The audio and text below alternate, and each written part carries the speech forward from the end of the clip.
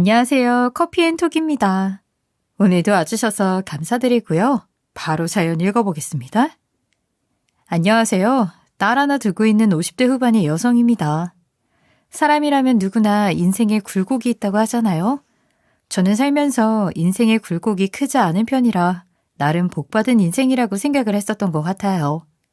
하지만 신은 사람 모두를 공평하게 만든다고 하더니 젊을 때 인생에 큰 굴곡이 없어서 그런가 나이 60을 바라보고 있는 이 시점에 크게 한 방을 주시더라고요. 그래서 조금은 당황스러웠지만 피할 수 없으면 즐기라는 말도 있잖아요. 아무리 힘든 상황에서도 즐겁게 살다 보면 아주 작은 행복이라도 생기지 않을까 싶어서 피할 수 없으면 최대한 즐기려고 노력하고 있죠. 저는 28살이 되던 해에 부모님의 권유로 동갑인 남편과 선을 봐서 결혼을 하게 되었어요. 지금은 대부분의 사람들이 연애를 한 후 결혼을 하지만 제가 젊었을 때는 어른들끼리 마음을 맞춰서 자식들 결혼을 연결해주는 일이 다반사였거든요. 그래서 어느 정도 잘 맞으면 결혼을 해야겠다는 생각으로 선자리에 나갔는데 다행히 조건도 괜찮았고 성격이 꽤 잘 맞는 편이었죠. 그래서 저희 둘은 만난 지 약 1년 만에 결혼을 하게 되었어요. 보통 선 봐서 하는 결혼은 실패가 많다고 하는데 저희 남편은 성격이 굉장히 착한 데다가 가정적인 면모가 있어서 좋았죠. 게다가 어울리지 않게 애정 표시를 서슴없이 하는 사람이었기에 저희가 사는 동네에서는 인꼬부부로 통했어요. 저희 남편은 평생을 바닷가 동네에서 살던 사람이었죠. 그래서 뱃일을 하시는 시아버지에게 일을 배워 젊은 나이부터 배를 탔다고 하더군요. 그래서인지 시아버지가 돌아가시면서 물려준 생선배도 가지고 있었어요. 마찬가지로 저도 평생을 바닷가 동네에서 살아왔고 동태탕 가게를 하시는 부모님 덕분에 생선을 잘 만질 수 있었죠.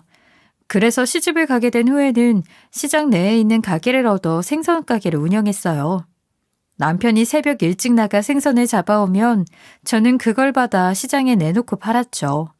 아무래도 바로 잡아온 생선을 내놓고 팔다 보니까 시장에서는 저희 집 생선이 가장 인기가 좋았어요. 덕분에 외동딸이 배우고 싶어하는 거, 먹고 싶어하는 거 다 해줄 수 있을 정도로 경제적으로 여유로웠죠. 그런데 행복이 있으면 불행도 있다고 하잖아요. 5년 전 딸이 대학교 3학년에 올라갈 때쯤 남편이 타던 배에 문제가 생겨 사고가 나게 되었죠. 그날 저는 아무것도 모르고 장사 준비를 하기 위해 가게 청소를 하고 있었던 상황이었어요. 그때 주변 시장 상인 한 명이 저를 다급하게 찾았고 사고 소식을 듣게 되었어요. 아이, 윤지 엄마, 지금 가게 청소하고 있을 때가 아니야. 상철 씨 바다에서 사고가 나서 지금 난리가 났다고. 가게 일을 놔두고 빨리 항구 쪽으로 가봐. 그게 무슨 소리예요? 사고라니요. 어떻게 된 건지는 모르겠는데 크게 다친 것 같다는데. 저는 남편의 사고 소식을 듣고 난 후 다급하게 바닷가로 달려가게 되었어요. 그런데 도착해보니 배는 크게 망가져 쓸 수 없는 지경이 되었고 남편은 이미 응급차가 와서 데리고 갔다고 하더군요. 다행히 상인 중 한 명이 남편이 실려간 병원 이름을 알고 있어서 울며불며 그쪽으로 달려가게 되었죠. 그렇게 저는 눈물 범벅이 된 채로 응급실에 들어갔고 비로소 남편을 만나게 되었어요. 의사 선생님 말씀을 들어보니 남편의 목숨은 위태롭지 않지만 문제는 하반신 마비가 온 것 같다고 했죠. 하지만 사고로 충격을 받아 잠시 증상이 나타나는 것일 수도 있다면서 상태를 지켜봐야 한다고 했어요. 갑자기 하반신 마비라니 예상치 못한 일이라 굉장히 충격적이었죠. 아무리 애써도 움직이지 않는 다리에 남편은 이제 어떻게 하냐고 앞으로는 걸어 다닐 수도 없는 거냐고 하면서 눈물을 흘리더라고요. 그런 남편을 보는데 안쓰러운 마음이 들어 저도 같이 눈물을 쏟을 수밖에 없었죠. 이후 남편은 다리 외에 큰 부상이 없어 금방 퇴원할 수 있었고 휠체어를 구매하여 집으로 돌아오게 되었어요.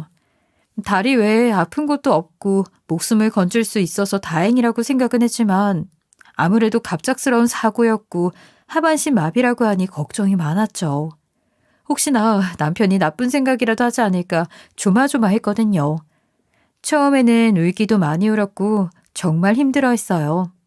하지만 남편은 어느 순간부터 마음 정리가 되었는지 재활에 집중을 하겠다고 했어요. 그래서 저도 딸도 마음을 놓을 수 있었죠.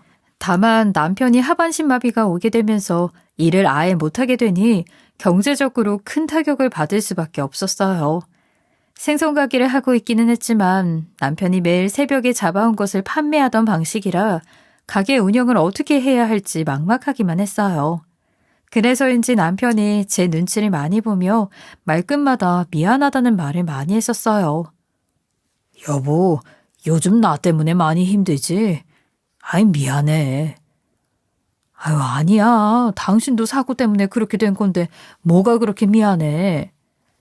내가 뱃일을 못 나가서 가게 운영에도 문제가 생기고.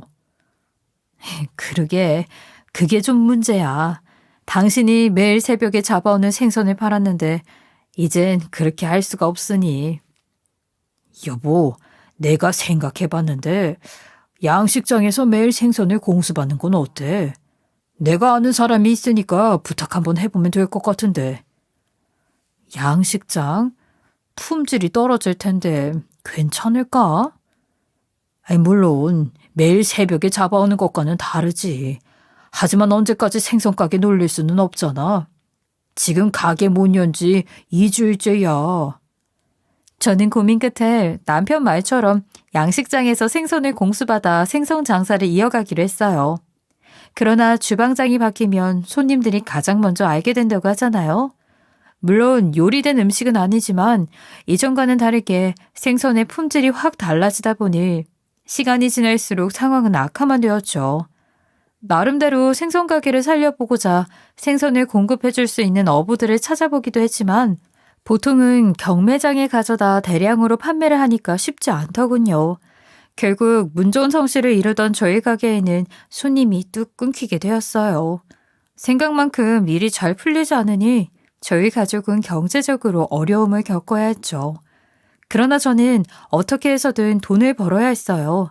생활비뿐만 아니라 남편의 재활치료비에 딸 대학교 학비까지 보태줘야 했거든요. 덕분에 저는 등골이 휘다못해 꺾였죠. 물론 딸도 집안 사정을 이해하고 나름대로 아르바이트를 하는 등 집에 보탬이 되려고 많은 노력을 했어요. 그러나 딸이 벌어오는 돈으로는 경제적인 문제를 해결하기에 턱없이 부족했죠. 결국 저는 오랜 고민 끝에 운영하던 생선 가게를 팔기로 결정했어요. 결혼하고 나서 차린 가게이니 제 인생의 반 이상을 함께한 곳이었는데 새 주인을 찾아줘야 하니까 기분이 참 묘하고 아깝다는 생각이 들더군요. 그래도 어쩌겠나 싶어서 생선 가게를 새 주인에게 넘기고 그 돈으로 딸의 대학교 학비와 남편 재활치료비 그리고 생활비에 쓰게 되었어요. 그리고 저는 주변에 있는 식당에 나가서 일을 하기 시작했어요. 남편은 새벽 일찍 나가 밤늦게 들어오는 저를 보면서 굉장히 안쓰러워했어요. 그래서인지 매일같이 불편한 몸으로 본인이 할 수 있는 집안일을 도우려고 많은 노력을 했죠. 당신 오늘도 설거지랑 청소해 놓은 거야? 아유, 휠체어 타고 다닐 정도로 상태가 안 좋은데 그냥 쉬고 있지. 아니야. 여보 매일같이 식당 나가 고생하는데 할 수 있는 건 해야지. 내가 항상 미안해하고 고마워하는 거 알고 있지? 에휴, 말끝마다 맨날 미안하고 고맙다는 말이네. 가족이 뭐야. 힘들 때 기댈 수 있고 기쁠 때 같이 웃을 수 있는 사람이잖아. 그런데 맨날 이렇게 고맙다, 미안하다 하면 어떡해. 이제는 그만 미안해하고 그냥 은퇴하고 쉰다고 생각해. 저는 남편이 고생을 한 덕분에 딸이 커서 대학생이 될 때까지 편하게 먹고 살 수 있었다고 생각했어요. 그래서 이제는 제가 좀 고생하면 되지 하며 제 차례라는 생각을 하면서 살았죠. 물론 결혼해서 생선 손질만 하면서 살다가 손에 익숙하지 않은 식당 일을 한다는 게 쉽지는 않았어요. 그러나 가족들이 먹고 살기 위해서는 어떻게든 버텨야 했죠. 그래도 1, 2년 정도 죽기 살기로 버티니까 어느새 딸이 대학교 졸업을 하게 되었고 곧바로 취직을 준비해 회사에도 들어가게 되었어요. 덕분에 훨씬 더 경제적으로 안정이 될 수 있었죠. 여기서 남편만 재활치료에 성공해서 걸을 수 있게 된다면 좋을 텐데 아쉽게도 몇 년이 지나도록 하반신 마비가 지속되더라고요. 남편은 하반신 마비가 지속되는데 재활 치료가 무슨 의미가 있냐면서 관두겠다고 밖에 나가 움직이지 않는 일이라도 찾아보겠다고 했죠. 하지만 저는 그런 남편을 만류했어요. 하반신 마비가 완전히 해결되지는 않더라도 재활 치료를 하다 보면 조금 더 편해질 수 있지 않겠냐면서 예전만큼 경제적으로 어려운 상황은 아니니까 계속 받으라고 했죠. 결국 저의 말에 남편은 재활 치료를 계속하기로 했어요. 그렇게 시간이 흘러 남편이 사고로 하반신 마비가 된 지 5년이라는 세월이 지나게 되었을 때였죠. 딸은 어느덧 27살이라는 나이가 되었고 취직한 회사에서 꾸준히 근무를 하면서 미래를 계획하고 있었어요. 그런데 어느 날 딸이 갑자기 저희 부부에게 할 말이 있다고 했죠. 그런데 딸도 긴장이 되었던 것인지 부모를 앉혀놓고 한동안 우물쭈물 하더군요. 저는 혹시 무슨 일이라도 있는 건가 싶어 빨리 하라고 재촉을 했던 것 같아요. 무슨 일인데 이렇게 분위기를 잡아? 아유, 엄마 심장 떨어지겠다. 그게 엄마, 아빠, 나 결혼하려고. 사랑하는 사람이 생겼고 얼마 전에 프로포즈도 받았어. 뭐? 아니, 너 매일 집에 일찍 들어와서 연애에는 관심이 없는 줄 알았는데 언제 남자친구를 만나고 있었대? 그게 벌써 2년이나 됐어. 회사에서 같은 팀으로 근무하고 있는 사람이고 정말 착하고 좋은 사람이야. 엄마 아빠만 괜찮다면 이번 주에 데리고 와서 소개시킬까 하는데 괜찮지? 그럼 괜찮지. 어디 한번 데리고 와라. 아빠가 괜찮은 사람인지 제대로 봐줄 테니까. 딸이 결혼을 하겠다고 통보를 하고 나서 저는 기분이 조금 이상했던 것 같아요. 바쁘게 살고 있는 와중에 연애는 언제 했는지 신기하기도 하고 결혼을 시키기도 전부터 외동딸을 빼앗긴 듯한 기분이 들었죠. 남편도 딸이 방에서 나가고 난 후 언제 결혼시키나 했는데 벌써 저렇게 커서 부모한테 결혼할 남자를 소개시키겠다고 하니까 마음이 조금 이상하다고 하더라고요. 그러면서 남편은 아직 딸이 결혼을 생각하기에는 너무 어린 게 아니냐며 조금은 걱정이 된다고 했어요. 저도 마찬가지였어요. 요즘 세대에 27살이면 한창 예쁘게 꾸미고 친구들이랑 놀러 다녀야 하는데 결혼 생활이나 제대로 할 수 있을까 싶었죠. 그렇게 딸이 결혼할 남자를 데리고 오겠다던 주말이 다가왔어요. 저는 식당에 휴가를 낸 후 일찍부터 이것저것 음식을 만들기 시작했죠. 그리고 저녁 약속 시간에 맞추어서 예비 사위가 집에 인사를 왔어요. 안녕하세요, 장모님, 장인어른. 저는 이규진이라고 합니다. 그래요. 만나서 반가워요. 추울 텐데 어서 들어와요. 예, 장모님. 감사합니다. 그래. 우리 딸이랑 같은 회사 다닌다고 들었는데 나이는 어떻게 되나? 올해로 30입니다, 장인어른. 윤지랑 3살 차이구만. 그래. 지금 부모님은 뭐 하셔? 아버지는 사업하시고 어머니는 교사로 계십니다.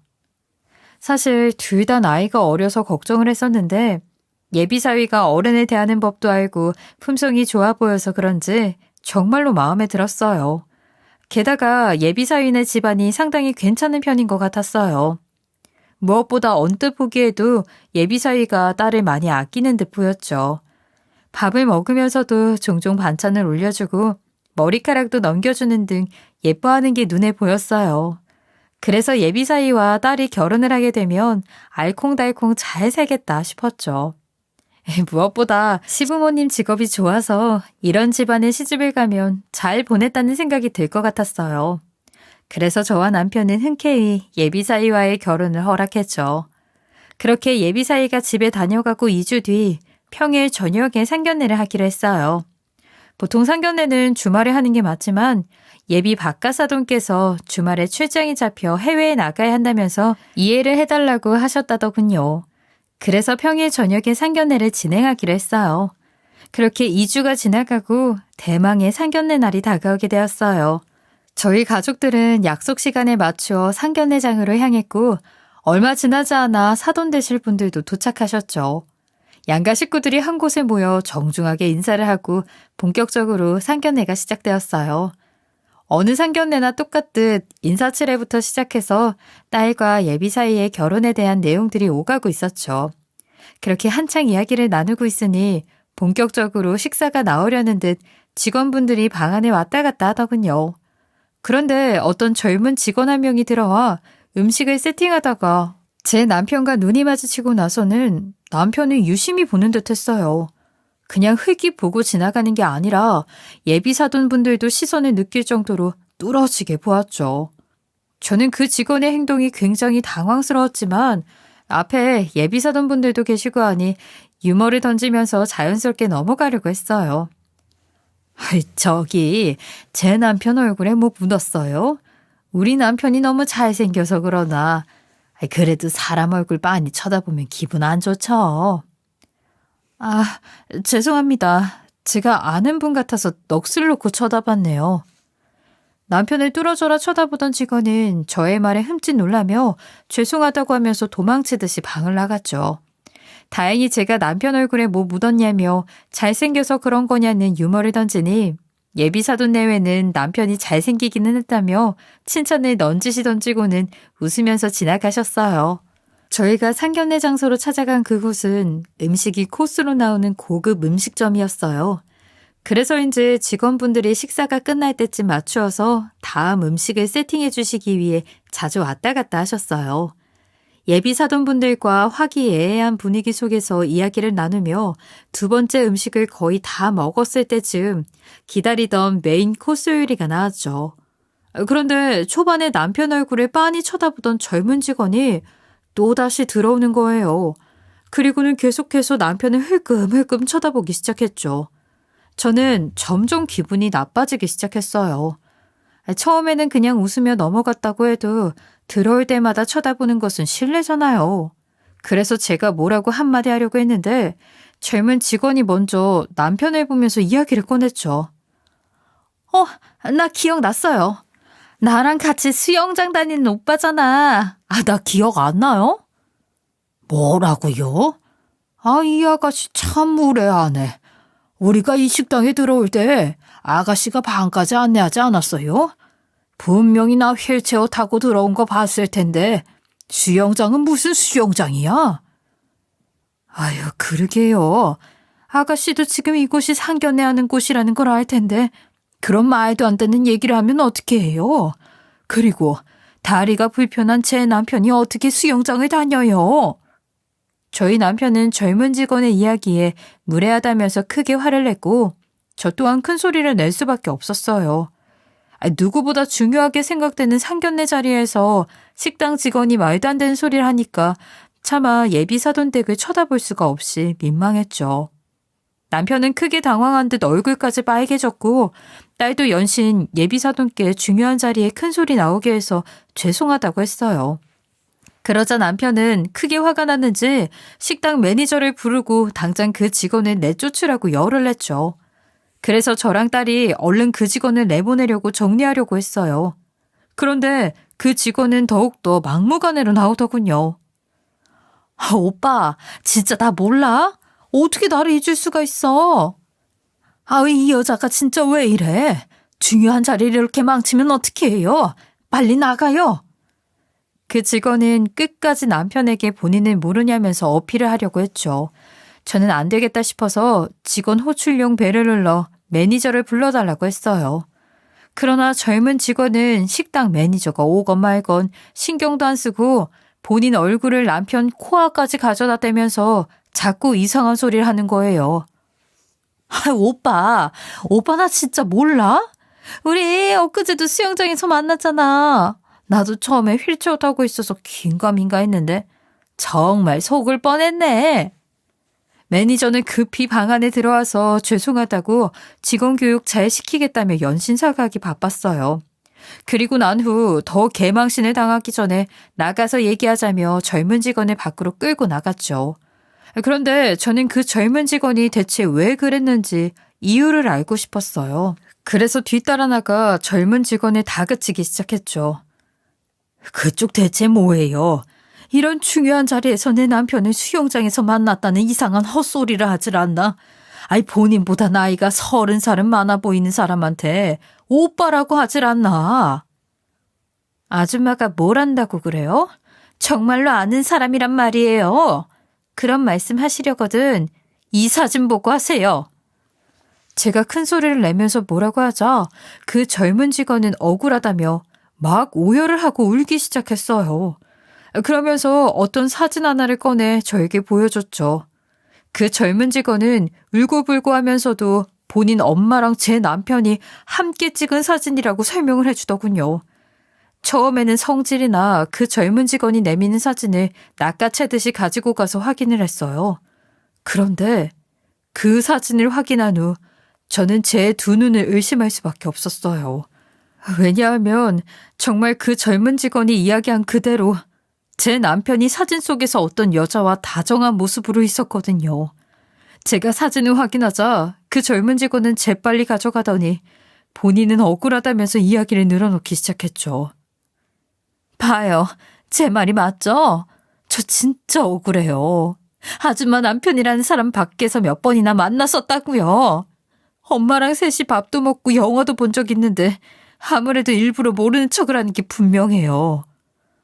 아이, 내 남편이 왜 그쪽 엄마랑 그쪽이랑 영화도 보고 밥도 먹냐고요. 아이, 정말 밖에서 만난 사이라고 해도 그렇지. 누가 봐도 중요한 자리인데 그런 곳에서 그런 얘기를 꺼내면 어떻게 해요? 아이, 그것도 오빠라고 부르면서. 저도 이런 자리에서 아줌마 남편을 만날 줄 몰랐어요. 처음에는 휠체어 타고 들어와서 긴가민가 했는데 확실히 제가 아는 사람이 맞는 것 같았고 우리 엄마가 하늘에서 복수를 하라고 기회를 준 것 같아서 그랬어요. 식당에서 얘기 들었겠지만 지금 저 안에서 내 딸 상견례 진행 중이에요. 누구보다 중요한 자리이고 나 빨리 들어가 봐야 해요. 그러니까 자세한 얘기는 1시간 뒤에 만나서 합시다. 저는 젊은 직원의 이야기를 듣고 너무 혼란스러웠지만 일단 상견례가 우선인 것 같아 1시간 뒤에 만나서 얘기하자고 통보를 한 후 다시 방으로 들어갔어요. 그 일이 있고 난 후 상견례장의 분위기는 얼음장 같았고 의도한 것은 아니었지만 사돈 되시는 분들께는 진심으로 죄송하다고 말씀을 드렸어요. 하지만 사돈분들은 이미 좋은 분위기를 망쳐서 그런지 이해를 해주시는 듯 하면서도 표정이 좋지는 않으셨어요. 그래도 상견례는 어찌저찌 마무리가 되었죠. 그리고 저는 약속대로 1시간 후에 그 젊은 직원을 찾아가서 자초지종을 듣게 되었어요. 우리 아까 못다한 얘기 마무리 짓죠. 대체 왜 그렇게까지 했는지 드러나 봅시다. 사진에서 보셨던 것처럼 제 엄마와 아줌마 남편은 내연 관계였어요. 둘이 수영장에서 만나 3년 동안 연애했고요. 그런데 아줌마 남편이 뒤통수를 치는 바람에 우리 엄마가 정신적인 충격을 받아 스스로 생을 마감했어요. 덕분에 나는 부모 하나 없는 고아가 됐고요. 네? 그게 무슨... 아니, 제 남편이 어떤 일을 저질렀는데요. 아줌마랑 금방 이혼하고 집 얻어서 셋이 같이 살자고 했어요. 그러려면 위자료를 좋아한다고 큰돈을 빌려달라고 했고요. 엄마는 6개월 안에 이혼하겠다는 그 말만 믿고 가진 돈 다 털어서 줬는데 이후로 아줌마 남편이랑 연락이 안 되더라고요. 그래서 그쪽 엄마가 스스로 생을 마감했다고요? 네, 우리 엄마가 아줌마 남편한테 넘겨준 돈, 그거 그냥 돈 아니에요. 할아버지가 돌아가실 때 엄마한테 남겨준 유산이었어요. 엄마한테는 의미가 큰 돈이었다고요. 저는 젊은 직원 이야기를 듣고 황당하고 어이가 없었어요. 제 남편과 내연 관계였던 것도 모자라 뒤통수를 치는 바람에 젊은 직원 엄마가 스스로 생을 마감했다니요. 도저히 믿을 수 없는 일이었죠. 저는 남편에게 제대로 확인을 해봐야겠다는 생각이 들었어요.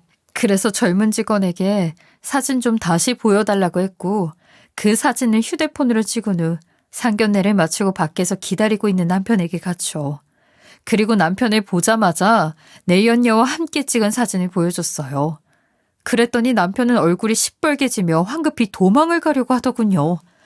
전동 휠체어도 아니고 손으로 밀어서 움직이는 건데 금방 잡힐 것을 알면서도 쇠똥구리가 똥을 굴리듯 미친 듯이 바퀴를 굴려대는 게 황당해서 헛웃음이 나왔어요. 어디까지 가나 싶어서 지켜보다가 한참 뒤에 잡으러 뛰어갔는데도 식당 입구 방향에 3분의 1도 가지 못했죠. 당연히 남편은 30초도 되지 않아 저에게 금방 잡혔어요. 휠체어 손잡이가 제 손에 들어오자 남편은 망했다는 듯 한숨을 깊게 쉬더니 고개를 푹 숙였어요. 그런데 내연 사실을 계속 부인하는 겁니다. 본인이랑 닮은 사람이라면서 자기가 다리가 이런데 어떻게 그러고 다니냐면서 말도 안 된다고 화를 내며 변명만 하고 거짓말만 늘어놓는데 이런 반성 없는 남편의 태도에 저는 너무 화가 나서 휠체어 손잡이 부분을 잡고 식당 앞에 크게 있는 인공호수 방향으로 봉투 속 쓰레기를 털듯이 밀어버렸어요. 그러자 남편은 휠체어에서 끝까지 떨어지지 않으려고 아등바등했어요. 그러나 얼마 버티지 못하고 우스꽝스러운 모습으로 호수에 빠졌죠. 남편이 호수에 빠지자 딸은 눈이 2배로 커져서 지금 뭐 하는 거냐고 하며 제 옆으로 달려왔어요. 하지만 저는 기다려보면 알게 될 테니 가만히 있으라고 했어요. 하반신 마비인 남편은 호수에 빠지자 잠시 눈치를 보더니 수영을 못하는 척 연기를 했죠. 딸이 도와주려고 손을 뻗었는데 저는 조금만 기다려보라면서 그 손을 억지로 막았어요. 남편을 떨어뜨릴 때 보니 관상용으로 만든 거라면서 완전 깊은 호수도 아니었고 수영만 조금 할 수 있다면 금방 나올 수 있는 곳이었거든요. 결국 아무도 도와주지 않자 하반신 마비인 남편은 예상대로 수영을 아주 잘해서 혼자 호수를 빠져나왔죠. 딸은 그 모습을 보면서 많이 놀랐는지 어떻게 하반신 마비라 다리를 움직이는 것도 힘든 사람이 수영을 해서 빠져나올 수 있는 거냐고 하더군요. 딸은 아무것도 모르고 이제 하반신 마비 해결된 거냐고 걸을 수 있는데 왜 휠체어를 타고 다닌 거냐고 물었죠. 그러나 남편은 딸의 질문에 대답을 해주지 않고 슬그머니 제 앞에 다가와 고개를 푹 숙인 채 무릎을 꿇고 잘못했다고 빌었어요. 그러자 아무것도 모르는 딸은 상황 파악이 안 되니 지금 뭐 하는 거냐고 왜 엄마 앞에 무릎을 꿇고 있냐고 얼른 일어서라면서 남편을 일으키려고 했죠. 여보, 내가 잘못했어. 나 한 번만 용서해 주라. 윤지가 하반신 마비도 해결됐는데 왜 휠체어를 타고 다녔냐고 묻잖아. 당신이 얼른 대답해줘. 여보, 잘못했어. 내가 앞으로 잘할게. 제발 용서해 주라. 용서? 다른 여자랑 바람을 피운 것도 모자라 돈까지 뜯었다는데 당신 같으면 이걸 쉽게 용서할 수 있어? 엄마, 지금 이게 다 무슨 소리야? 아빠가 바람을 피웠다니. 그럼 아까 그 식당 여자가... 잘못했어. 내가 잠깐 미쳐서 다른 생각했던 건 맞아. 다 인정할게. 그런데 나도 이유가 있었어. 무슨 이유? 어디 한번 드러나 보자. 일도 못하고 집에만 있다 보니 답답했고 인터넷을 찾아보니 수영이 재활하는데 도움이 된다고 해서 갔던 거야. 거기서 여자 만나 한눈을 판 건 맞는데 어느 순간 나 때문에 고생하는 식구들 놔두고 여기서 뭐하고 있나 라는 생각이 들어서 그 여자랑은 연락을 끊었던 것뿐이야. 그리고 이제 수영장은 안 다니니 걱정 안 해도 돼.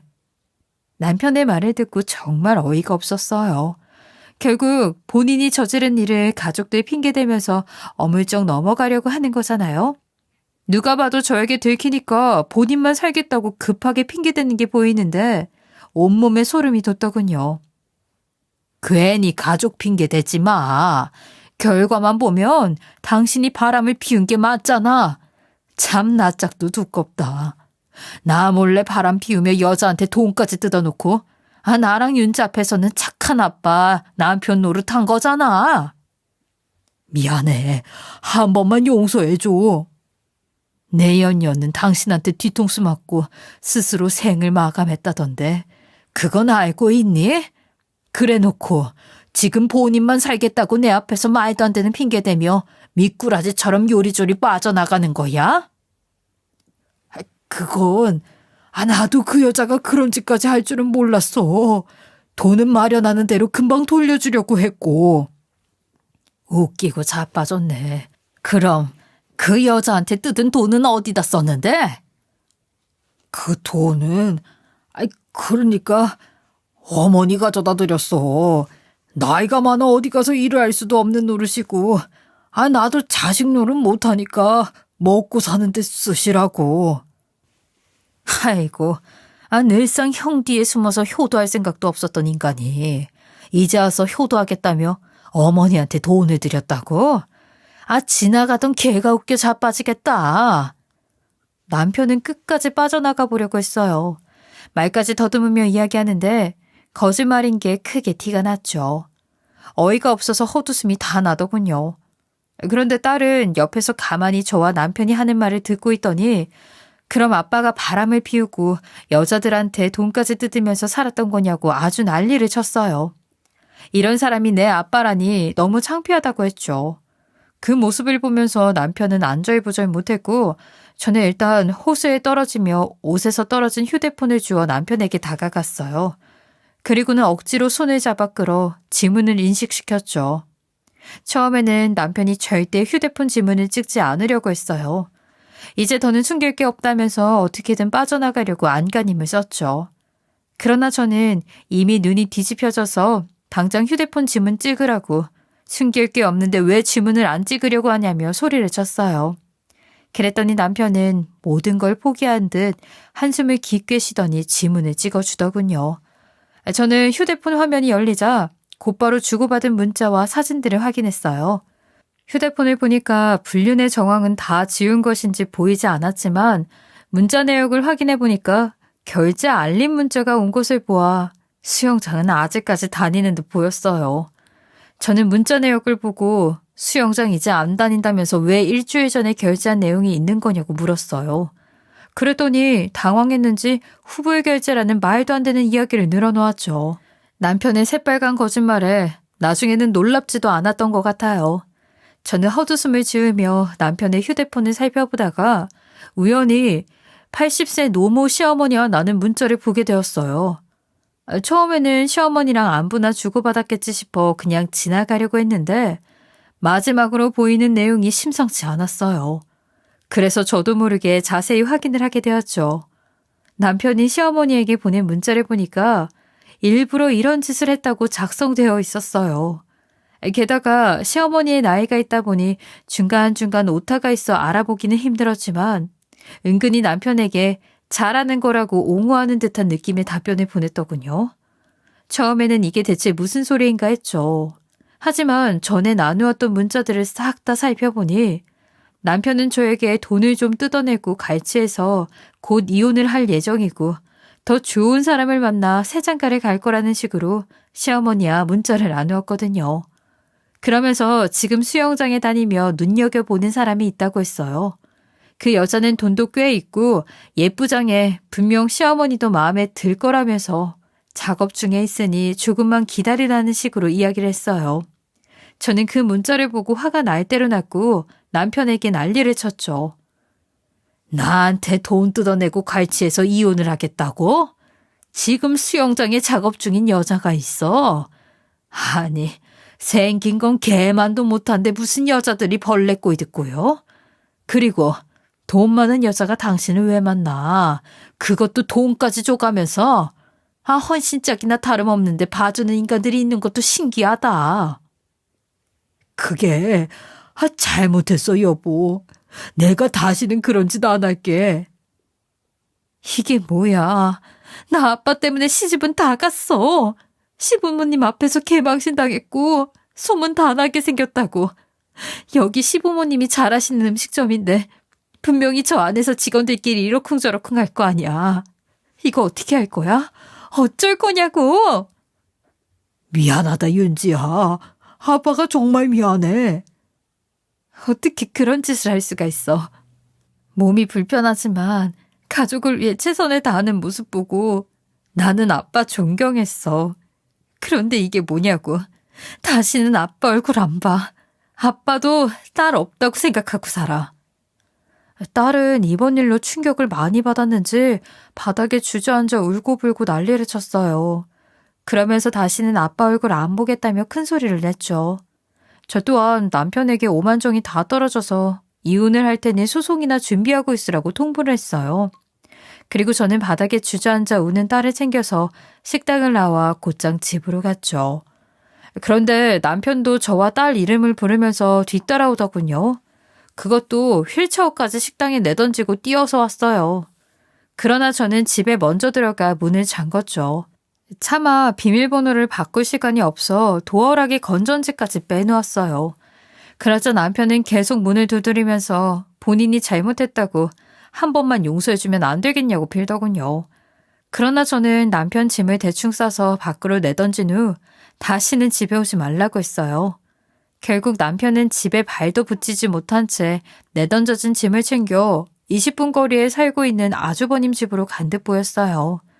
그런데 남편은 다음날 아침부터 저에게 전화를 해서 미안하다고 잘못했다며 이혼만은 하지 않으면 안 되겠냐고 싹싹 비는 거예요.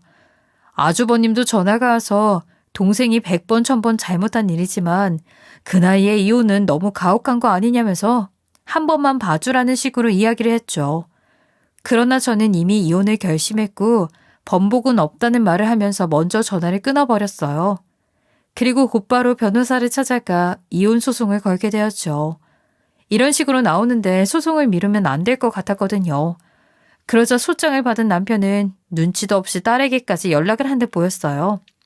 들어보니 저를 설득해주면 안 되겠냐는 헛소리를 했다고 하더군요.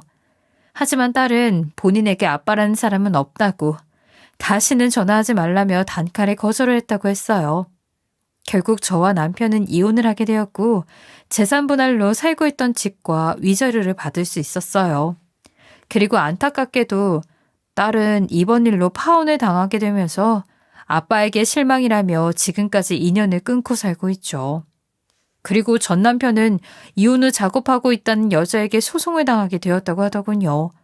사실 제가 상견례장에서 남편 휴대폰을 확인할 때 전 남편이 작업하고 있는 여자의 전화번호를 제 휴대폰으로 보내놓았거든요. 그리고 그 여자에게 연락을 해서 전 남편이 감추고 있는 진실을 알려줬죠. 그랬더니 하반신 마비인 것처럼 해서 치료비를 뜯어냈다는 것을 알게 된 작업당한 여자는 결국 고소를 하기로 결정한 것 같았어요.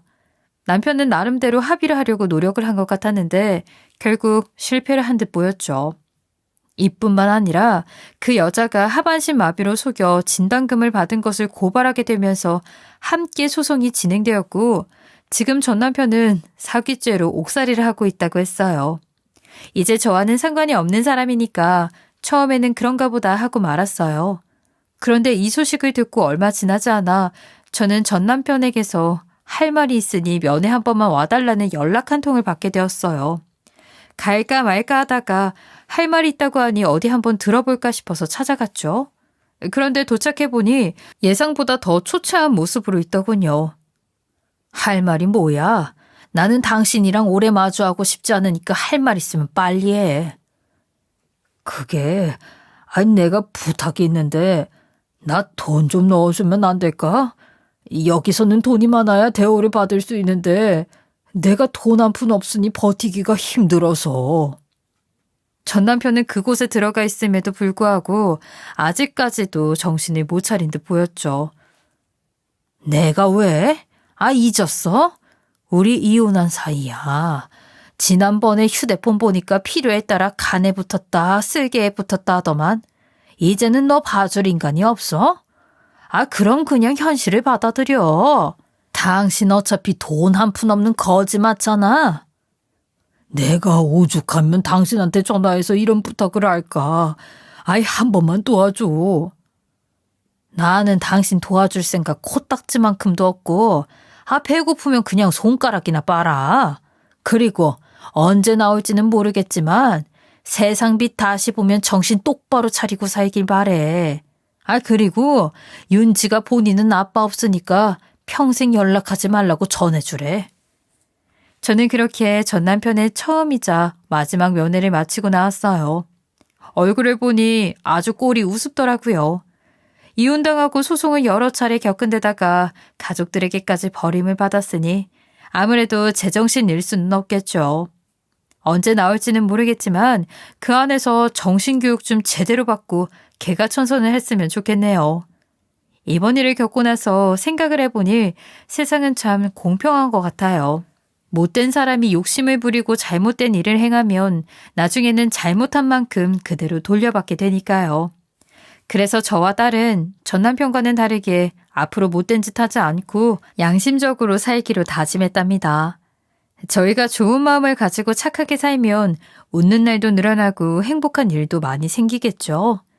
제 이야기 들어주신 분들께서도 저희 모녀 앞으로 당차고 행복하게 살라고 응원해 주시면 감사하겠습니다. 긴 글 들어주셔서 감사합니다. 지금까지 커피앤톡이었습니다. 오늘도 끝까지 함께 해주셔서 감사하고요. 다음 영상으로 또 찾아뵙겠습니다.